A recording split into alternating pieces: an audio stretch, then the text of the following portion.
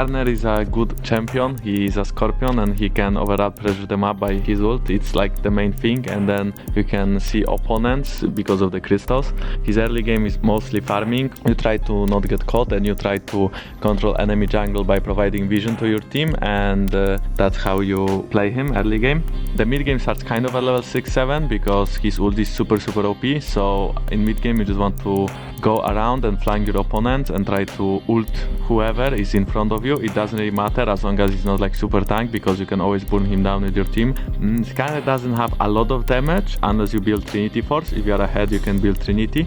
Otherwise try to always fight in your crystal. It makes him super powerful, and every level the crystals become more and more OP. Try to always maintain the vision around the crystals too, because when someone captures the crystal you can see it, so if you see it then you can react to it and your team can play passively.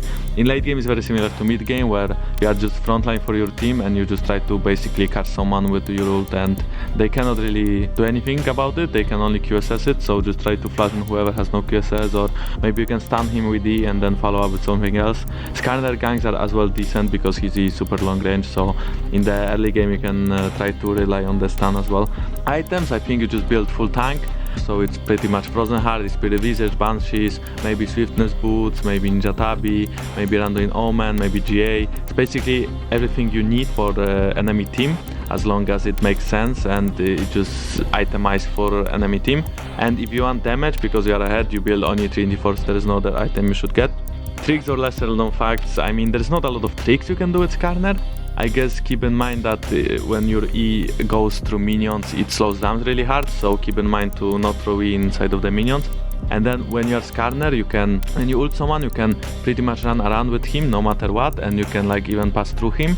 At the end of the ult, try to be behind your opponent, not in front of him, so you can instantly hit him, and then if he wants to flash away or something, then you are still next to him. A lot of Skarners I see don't do that trick, and it makes their opponent just flash away and they are not in position to chase, so keep in mind to always try to be behind your opponent. I actually heard it from a guy on Reddit too, so I didn't know that before.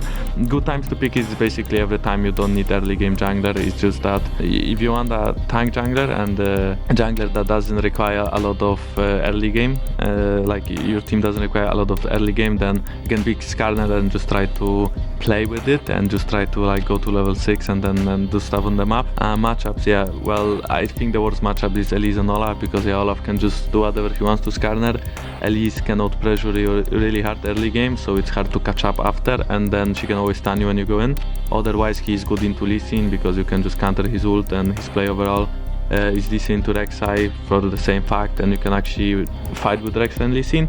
Graves is really bad into Skarner too, because both of you scale good, but at some point you just ult Graves and he's useless in teamfights. Why do I like Skarner? I mean, I think it's just that I don't really like non-pressure early game junglers, so it's weird for me that I like Skarner. I think it's mostly because I can farm a lot with him, and then I'm the playmaker with my ult, so I can do whatever I want. Remember to follow the channel, guys, and upvote, and thank you for watching.